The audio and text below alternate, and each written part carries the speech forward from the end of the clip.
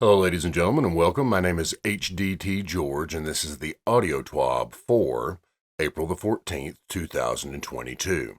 If you would, down below me here in the video, please hit the like and subscribe button. This is a simple audio reading of the TWAB. As always, no hot takes, no opinions, just the words of the TWAB. This week at Bungie, 4/14/2022. This week at Bungie, we talk about Rourke finding his chill and a new way to enjoy raids and dungeons. It really is almost mid-April already, huh? As the weeks continue to feel like they fly by in a rush for summer, we're excited to show off even more changes coming to Destiny 2 while we continue working on what the future means for our favorite spacefaring heroes. In the next few weeks, we'll be diving through some weapon sandbox changes and other topics of interest. One of the changes that we are ready to talk about now, however, is a new rotator system for some of the more challenging activities in-game, particularly raids and dungeons. Ready to kick off another weekly TWAB-tastic celebration?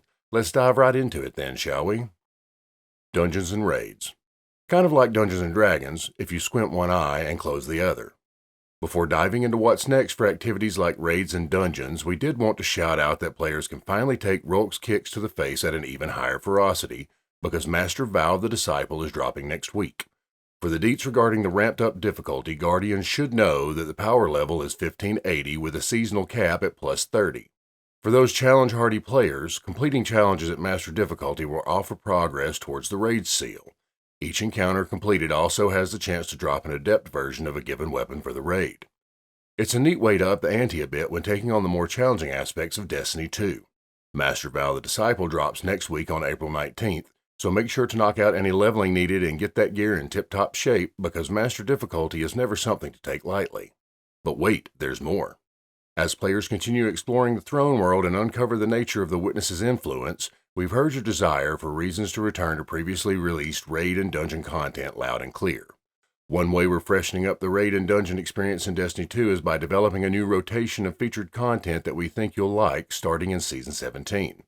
This is designed to make raid and dungeon content a bit more enticing over the course of a season, while also providing more ways to play when jumping into different activities with friends and clanmates. Essentially, we're breaking up our new rotator system into seasonal and weekly categories so that players can have a little additional freshness when taking on the weekly hunt for power. Let's start with our seasonal rotation, since this implementation is short and sweet. Each season, the newly released raid and dungeon will grant pinnacle rewards for all encounters. As an example, in Season 17, Val the Disciple and the upcoming Redacted Dungeon. Outside of these, we'll have a raid rotator and a dungeon rotator, each offering a pinnacle reward once completed. For those wondering about the weekly rotation, this particular inclusion will have chances to feature all raids and dungeons not listed as the seasonal rotation. Want to revisit the Vex and Garden of Salvation? Do it! Want to go toe-to-toe with Riven because you like to feel hungry for that wildly impressive, and stressful as all heck for players like me that are prone to panic, final encounter? Weird, but get on with your brave and light-driven self. Get that bread. Rewards, what's different there? For the weekly rotation, completing the final encounter in any of the chosen raids or dungeons will award a pinnacle drop from a weekly challenge. For any raid or dungeon that offers a higher difficulty, such as Master Vault of Glass, that higher difficulty will also be available to select should players be itching for an additional challenge. Oh wait, you said you like farming? We got you there too with a new rotator system. All lockouts on encounter rewards for legendary gear are being removed, which means all legendary drops in both raids and dungeons will be 100% farmable if you so choose. Throw on some lo-fi music, grab a cozy beverage, and farm to your heart's content. Or don't, the choice is yours, which is the point. What's coming next? Patch Notes Preview. We are hitting that mid-season mark, which means it's time to do a little housekeeping.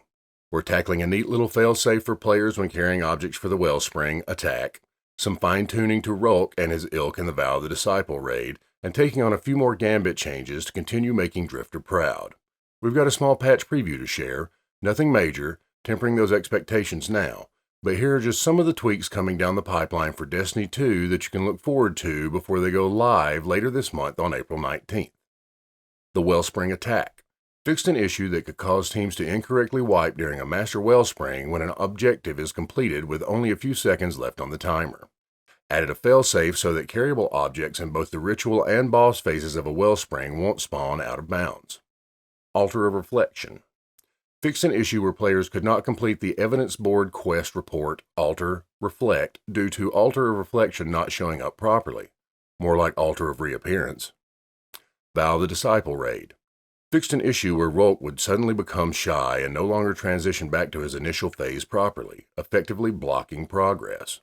Fixed an issue where the caretaker's dynamic health threshold UI would not consistently display for all players.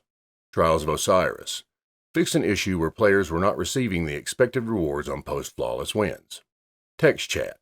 Virtual keyboard support is now available for console text chat. Improvements have been made to make text chat messages more legible.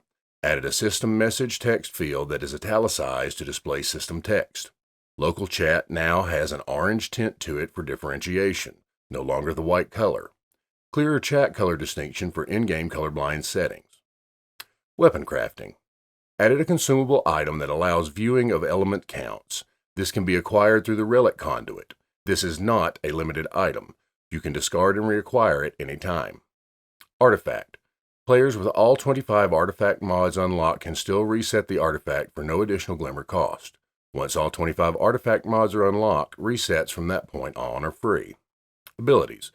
Fixed an issue where Devour would sometimes grant less buff time if multiple targets were killed in quick succession. Added aim assist targeting to enemy Axion Bolt's secondary projectiles to help players hit bolts that are chasing both themselves and fellow allies. The upcoming patch will also tackle notable stability issues and crash fixes. Zur's wonky stats for his wares and Rahul's destination materials for sale will resume rotating at reset.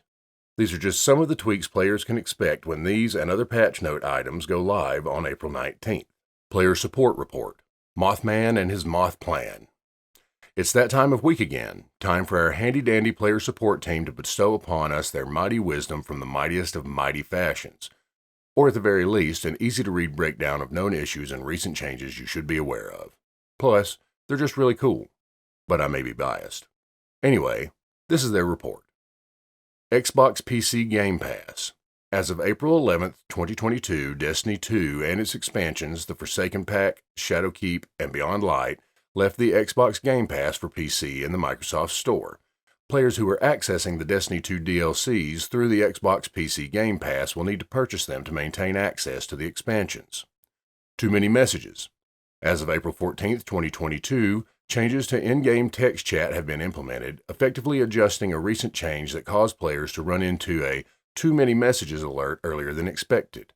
This has been corrected to allow for more time to use in-game communication, which will help allow for Fireteam messages to run more efficiently, especially during instances like the Vow of the Disciple raid where multiple callouts are necessary. Update 4.0.1. Next Tuesday, April 19th, Destiny 2 Update 4.0.1 will be released. View our Destiny server and update status page for maintenance times, as well as the timeline below. 9 a.m. PDT, 1600 UTC, Destiny 2 maintenance begins. 9:45 a.m., 1645 UTC, Destiny 2 is brought offline. 10 a.m., 1700 UTC, Destiny 2 Update 4.0.1 will begin rolling out across all platforms and regions.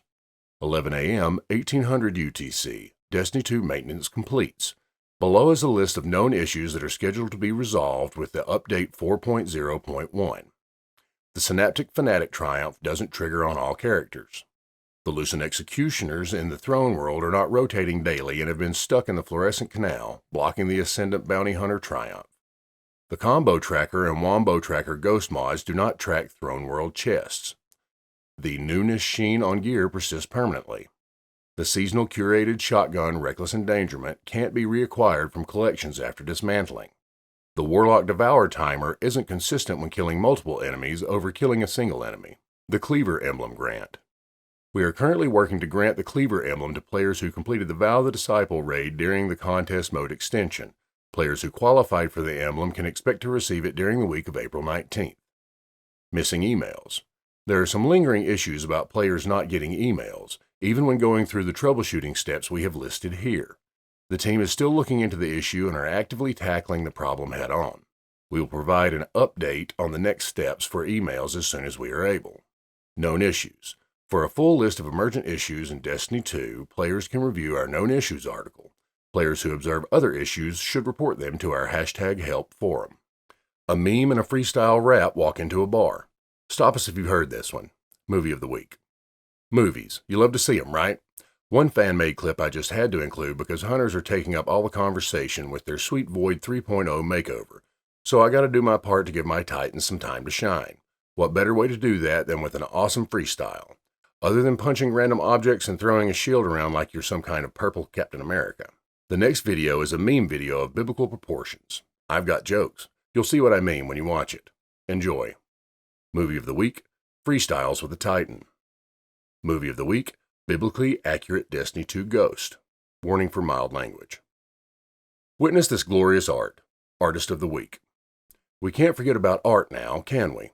Oh, nay, so let's jump right in with a few of our favorite pieces from the week, including some friendly competition amongst the Team Mech and Team Monster folks. Art of the Week, Team Mech. Art of the Week, Team Monster. We can't just let competition have all the fun, so you know what time it is. It's bonus round time.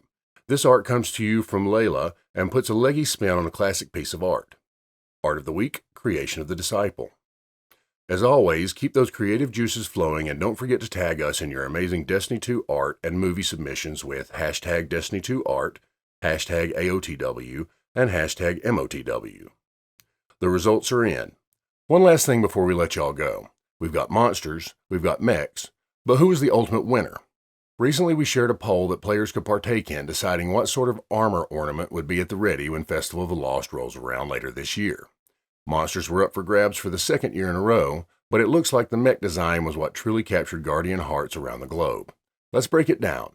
Team Mech won by a hair, taking up 52% of the votes, but don't count out Team Monster because they came in like a wrecking ball at 48% of the votes. As we rapidly approach the next part of the story as Season of the Risen continues, we're excited to reveal what's next for our Guardians and their corresponding shenanigans. Keep it tuned here to our weekly TWABs for more info on what's coming down the pipeline, including more weapon changes, a new Gambit Labs, and more. Until next time, stay kind, drink lots of water, and go out there and do some good in the world this week. Catch you on the flip side, Guardians. I should go. Hippie. Ladies and gentlemen, that was the audio TWAB for April the 14th, 2022. If you would, down below me here, please like and subscribe this video. If you'd like to follow me across all social media at HDTGeorge. And as always, remember, fight the status quo.